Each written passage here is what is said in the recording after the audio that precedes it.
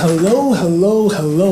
কি অবস্থা সবার? আমি রাজ, back with you with yet another camera review after a big long time, but not really, just it's an overview of my new camera. And yep, finally I've managed to do the upgrade for myself. And this is none other, and this is none other than the mighty A7S3.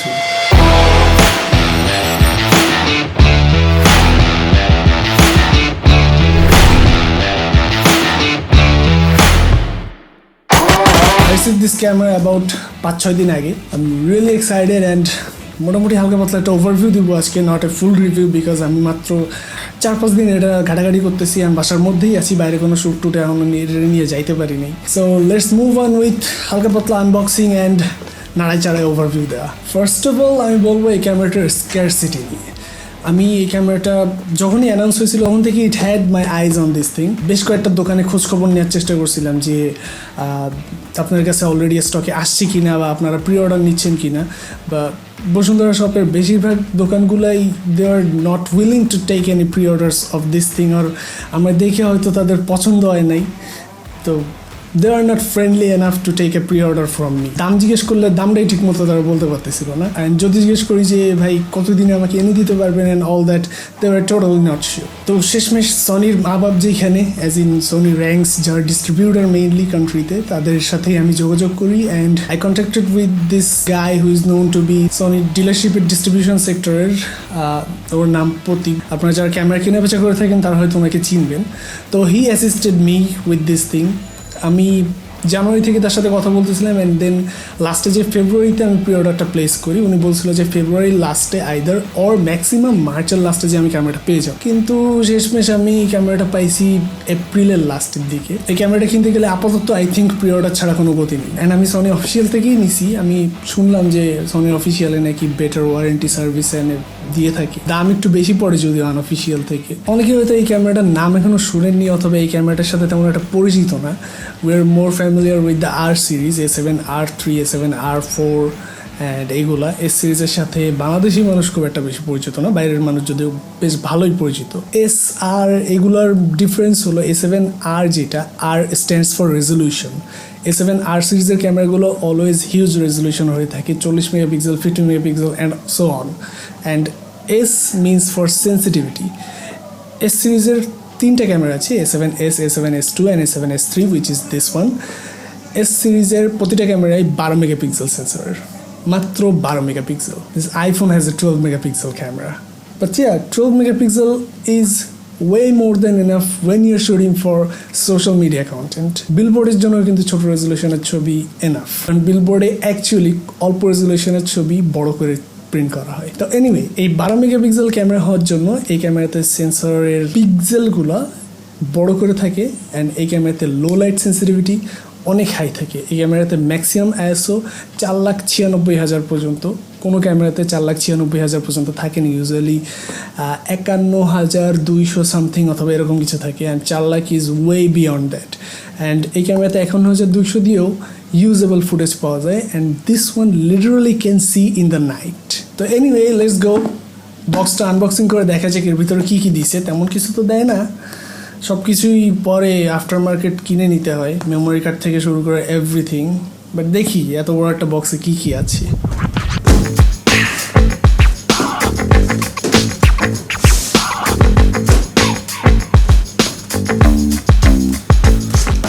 Okay, the unboxing starts here. First এটা অনেকগুলো paper works, আরবি, Chinese আর Japanese. এটা কি Russian maybe. Anyway, অনেকগুলা papers that no one cares about. এখানে probably charger আর something ছিল, আমি অলরেডি বের করে ফেলছি। এখানে আবার অনেক কিছু লেখা। এখানে 3টা কম্পার্টমেন্ট আছে। একটা কম্পার্টমেন্টে camera strap, which is leather I think, সুন্দর করে A7S3 লেখা আছে। This is really premium looking, যদিও এটা আমি ইউজ করবো না বিকজ আমি ক্যামেরা স্ট্র্যাপ ইউজ করি না। সেকেন্ড কম্পার্টমেন্টে এখানে চার্জার, এটা চার্জিং ইন্ডিকেটর দেখা যায় কত পার্সেন্ট কি চার্জ হচ্ছে।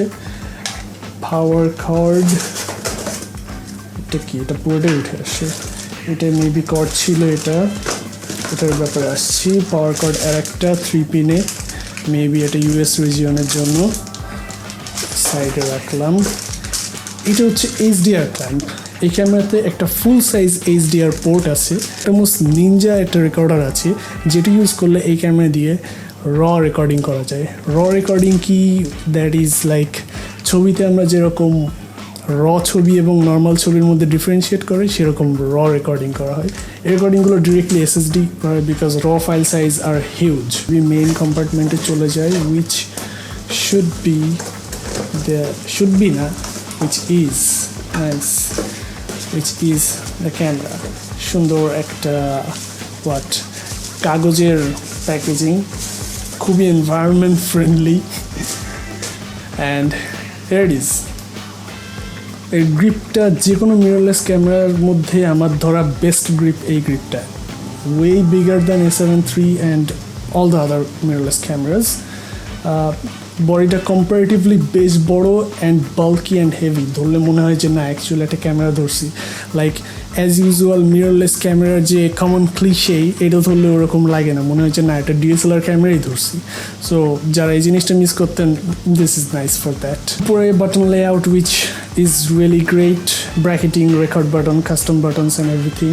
সুন্দর করে এখানে ফোকাস ব্র্যান্ডিং আছে, which is nice to have. 4K steady shot inside and all that. এখানে অনেকগুলো কাস্টম বাটনস, জয়স্টিক আছে একটা, এখানে অনেকগুলো পোর্ট আছে, পোর্টগুলোতে একটু একটু করে যাচ্ছি। This camera is finely crafted for film making. মাইকের জন্য শুধুমাত্র একটা ডেডিকেটেড পোর্ট, যেটা শুধুমাত্র মাইকের জন্য, আপনার এত বড় একটা পোর্ট খুলে ঝুলায় রাখা না লাগে, আনলাইক A7 III। তারপরে আছে হেডফোনের জন্য আলাদা port, if you want to monitor what's your recording, তাহলে আপনার এটা খোলা লাগবে।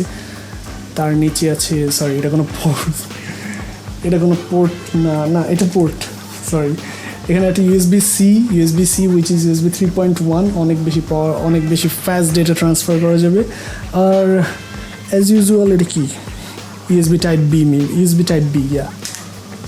আর এখানে আছে ওকে, which is the full size HDMI port. ক্যামেরাতে ইউজুয়ালি এই জিনিস দেখা যায় না। ফ্রন্ট থেকে ক্যামেরাটা দেখতে এরকম, A7S দ্য ব্র্যান্ডিং, দেখেই যাতে যে কেউ বোঝা যায় যে your recording with an S। ও ফ্লিপি স্ক্রিন, ওকে নাইস। এই পোর্টে ছিল ব্যাটারিটা, এটা হলো অ্যাজ ইউজুয়াল FZ100 সিরিজের battery. Let's turn it on. NTSC card নেই আপাতত। As you can see, 4K 24 FPS 420 10-bit. একটা মজার জিনিস হলো এই মেনুটা, সনির menu usually was really confusing. Like 100 বার ইউজ করার পরেও টাইম মতন you never can find the option you are looking for, but এই মেনুটা ইজ জাস্ট অসম। এই মেনুটা ফাইনলি ক্রাফটেড, অনেক ইজিলি সব কিছু খুঁজে পাওয়া যায়। আমি এখনও অনেকগুলো অপশন আছে, আমি এখনও সবগুলো দেখে পারিনি। এই ক্যামেরার EVF is crazy good. You're looking at a 4K TV. Sony A7S III and Alpha 1A, a high, okay, you can see now maybe, a 3 million dot EVF to use করা হয়েছে, which is really great. Refresh rate অনেক জোস, and বাইরের রোদের মধ্যে যখন ডিসপ্লেতে কিছু দেখা যায় না, এই EVFটা কিন্তু অনেক বেশি কাজের হয়। অ্যান্ড এত বেশি হাই রেজলিউশন EVF, মানে ডিসপ্লের চেয়ে সামটাইমস এটা আমার কাছে বেটার লাগে। So yeah, kind of bulky. গিম্বালে নিলে আরও বেশি ভার হয়ে যাবে, যখন অন্য কোনো একটু বড় লেন্স লাগানো হবে আরও বেশি ভার হবে। So but feels highly Sturdy and good. So let's go with the বাকি ওভারভিউ। ও অ্যান্ড ওয়েট, কেবল ছিল, কেবল আমার বের করে রাখা হয়েছে। অ্যান্ড এই যে USB-C কেবল দেওয়া হয় একটা সাথে, কেবলটা অনেক টাফ, ধরেই বোঝা যাচ্ছে। High quality stuff. Everything with this camera is really top-notch quality. Like you can't complain with anything build quality or something. The camera definitely, all the accessories even, everything is just greatly built.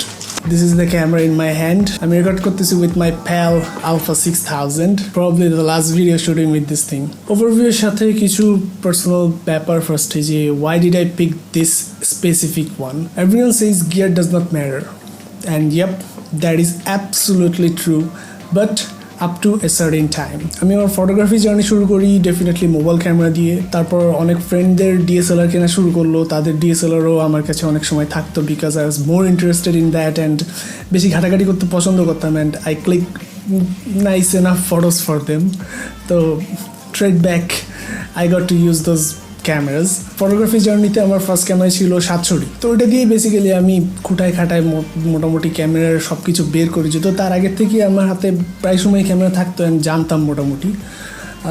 হিস্ট্রির দিকে বেশি না যাই, তো ওই সময় আমি আমার ভার্সিটির ফিল্ম সোসাইটিতে যোগ দিই অ্যান্ড ফিল্ম সোসাইটিতে আমার এক ছোটো ভাইয়ের এই আলফা 6000 ক্যামেরাটি ছিল অ্যান্ড আমি ইউজ করে দেখলাম যে ফিল্ম মেকিংয়ের ক্ষেত্রে অন্যান্য ডিএসএলআর থেকে এই ক্যামেরাগুলো অনেক বেটার পারফর্ম করে। কয়েকবার ইউজ করার পর এই ক্যামেরাটা আমার পছন্দ হয় আর আমি ওর কাছ থেকে এই ক্যামেরাটা কিনে ফেলি। এই আলফা 6000 দিয়ে বেসিক্যালি আমার ফিল্ম মেকিং জার্নিটা শুরু হয়। তো কথাই ছিলাম যে গিয়ার ডাজেন্ট ম্যাটার, অ্যান্ড হ্যাঁ এটা ম্যাটার করে না। যখন একটা ভালো আইডিয়া থাকে আলফা 6000 না, একটা মোবাইল ক্যামেরা দিয়েও অনেক কিছু করা সম্ভব। অ্যান্ড আই নো পিপল যারা একটা মোবাইল ক্যামেরা দিয়ে ভিডিও করে শর্ট ফিল্ম বানায়, বেশ কয়েকটা ফিল্ম ফেস্টিভ্যালে অনারেবল মেনশন পেয়ে আসছে। Everything is in the story telling. Anyway 2020-এর লাস্ট দিকে আমার চোখ ছিল A7 III দিকে বিকজ আমি তখন part time wedding film making করে আসতেছিলাম। তো ফুল frame is a demand of Bangladeshi wedding industry and everything, যে একটা কারণে আমি 700 দিয়ে কখনো তেমন একটা ওয়েডিং ফিল্ম না ওয়েডিং ফটোগ্রাফির কাজ করিনি, কাজ পাইনি বেসিক্যালি। স্পেশালি কমার্শিয়াল ওয়ার্কের ক্ষেত্রে গিয়ার ম্যাটার করে। তো একটা ভালো গিয়ার আর একটা খারাপ গিয়ারের মধ্যে ডিফারেন্স হলো একটাই, একটা ভালো gear makes your life easier in colour grading and everything. End of the day image কোয়ালিটিতে ইউ গেট দ্য এজ। এর থেকে তেমন বেশি কিছুই না। একটা ফোন ক্যামেরা দিয়েও রেকর্ড করা যায়, একটা আমার আলফা 6000 দিয়েও রেকর্ড করা যায়, A7S III দিয়েও রেকর্ড করা যায়, একটা রেড অথবা আরি দিয়েও রেকর্ড করা যায়, সেম থিং। তো যাই হোক একটু বেশি প্যাঁচাই ফেলতেছি আই থিঙ্ক।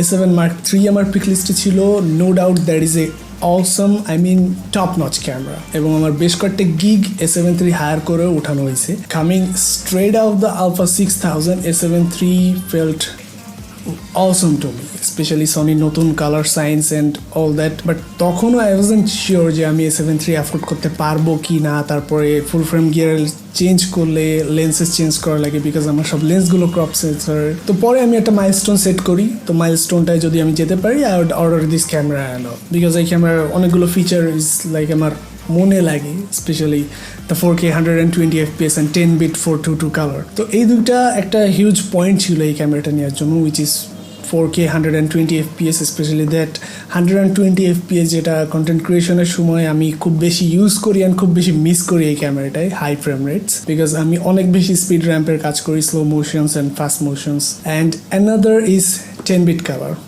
আমরা নর্মালি যে ক্যামেরাগুলো ইউজ করে থাকি সেগুলো আমাদের 8-bit কালার দেয় ছবির ক্ষেত্রে, and 8-bit to 10-bit is not much to hear, right? But in theory 8-bit colour আমাদের অ্যাকচুয়ালি 16.7 মিলিয়ন কালারের মধ্যে দিয়ে থাকে। 16 million colour is not less, অনেক colour to work on. But when you switch to 10-bit, 10-bit আমাদের 1 বিলিয়নের বেশি colour দিয়ে থাকে। তো 16 মিলিয়ন থেকে 1 billion, that is huge. Colour গ্রেডিংয়ের ক্ষেত্রে যখনই আমি 10-bit একটা ফুটেজ দিয়ে কালার গ্রেডিংয়ে কোনো কার্ভে অথবা কার্ভেচারে কাজ করি, আই এম লাইক পারফেক্ট, যেরকম চাই সেরকম কালার গ্রেড করা যায়। 10-bit কালার প্রোফাইল এই ক্যামেরাটা অন্য একটা লেভেলে নিয়ে গেছে।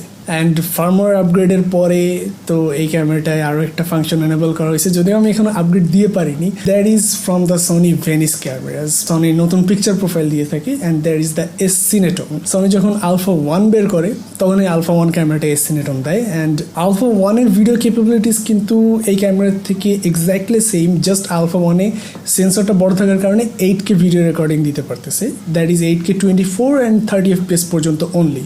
অ্যান্ড 8K দিয়ে কাজ করা বা 8K কোথাও রিকোয়ার করে আমি এখনও জানি না, অ্যান্ড 8K টিভিও ইভেন কয়জনের আছে সেটাও আমার জানা নেই। 4K is way more and way above, specially দিন দিন কন্টেন্ট কনজামশনের জন্য ছোট ডিভাইসগুলো যেমন ইউজ করা হচ্ছে, আইপ্যাড অ্যান্ড ফোন যেরকম ইউজ করা হচ্ছে, সেজন্য 4K is way more than we need. যাও কি জানি কইতেছিলাম ভাই, লিটারালি ভুলে গেছি। আমি লিটারালি ভুলে গেছি, 5 মিনিট ধরে চিন্তা করছি যে কী নিয়ে কথা বলতেছিলাম। তো A7 III black magic pocket camera, pocket cinema camera 6K, S1H, এগুলো black magic, S1H, A7 III সবগুলো এর চেয়ে কম দামি ছিল কিন্তু বাই দ্য ওয়ে। এটা চুজ করার কারণ হলো বেশ কিছু কারণ আছে।